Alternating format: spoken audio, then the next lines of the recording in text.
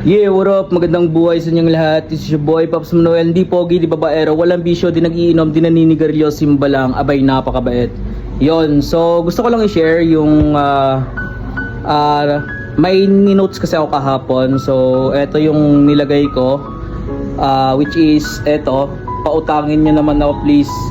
So, sobrang laking pasasalamat lang kasi meron isang taong nag-comment doon, tapos parang eto yung sabi niya, magkano ba?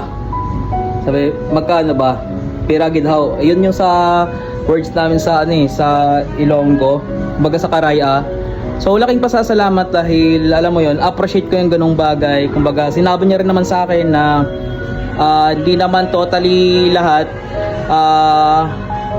maibigay niya, baga hindi niya sagad yung gustong kahilingan na gusto ko, pero at least malaking bagay na rin yung para sa akin. So baga nasabi niya sa akin, naranasan niya din yung araw na walang wala, tsaka alam niya naman yung sitwasyon na walang wala, kaya na-appreciate niya yung ganung bagay. So ayun, sobrang laking pasasalamat lang dahil alam mo yun, sa libo-libong tao, tapos sa dinami-rami nating kaibigan, kumbaga isa siya sa nagiging tatak sa akin na alam mo yon, kahit di mo naman totally nakakasama mo sa araw-araw, at least 'di ba, damang-dama niya yung alam mo yon, yung walang-wala. Alam niya sarili niya yung walang-wala nung siya ay walang-wala pa dati. So di naman natin nasabi na mayaman siya, at least masabi ko rin siguro maluwag-luwag na yung pamumuhay kung tutuusin.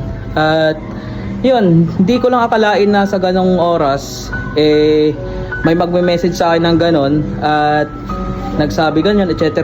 Nag-usap kami doon, magkano ba, di pinahiram niya ako, which is hindi pa naman totally nabigay, pero alam mo yon, na-appreciate ko yung ganong effort at hindi ko akalain na may isang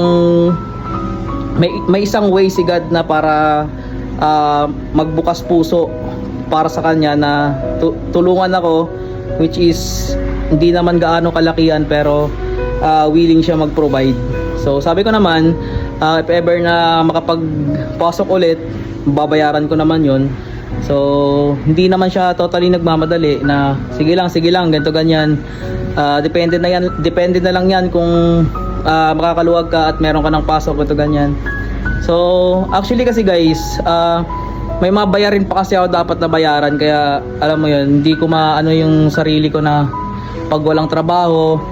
Syempre may pamilya rin tayo, minsan pag nagpi-PM sila sa akin na ganito ganyan, may kailangan, gusto magpadala, hindi ko rin maareglo lahat yon kasi gawa nga ng wala naman tayong maintain na work at wala naman tayong income na sobrang napakalaki. At ayun, which is meron naman ako work before, kaso nga lang endo kasi yon, di natin natuloy. Pwede naman mag-renew, kaso hindi ko alam kung year ba yung aabutin para mag-renew, ganun. At lumipat ako dito sa cladding sa dati kong work, di walang gaanong project, kaya natenga tayo ng mga isang linggo na. Kaya nga, nag-message sa akin si mama kahapon, sabi niya ganito ganyan, kailangan magpapadala kasi magpaparoro nga ng bigas. Sabi ko, wag muna natin problemahin yan kasi namumroblema rin ako para sa mga bayarin ko. Ito ganyan, meron na akong babayaran kaysa mamumroblema pa ako ng sobrang napakalalim. Kaya ayun, gusto ko lang pasalamatan si ganito ganyan. Hindi ko lang babanggitin yung pangalan niya kasi alam mo naman yon kung sino ka. At in God's will na lang, si Lord na lang bahala bumalik pag kasi na-appreciate ko rin yung yung kabutihan ng iyong puso. And then ayun, hindi na kita babanggitin, alam mo na kung sino ka. At I hope na sa susunod pag tayo naman, doon na lang tayo ulit magsusukatan. Ayun, saludo sa iyo, boss. Ingat ka diyan palagi and galingan mo sa trabaho. Ayun, God bless.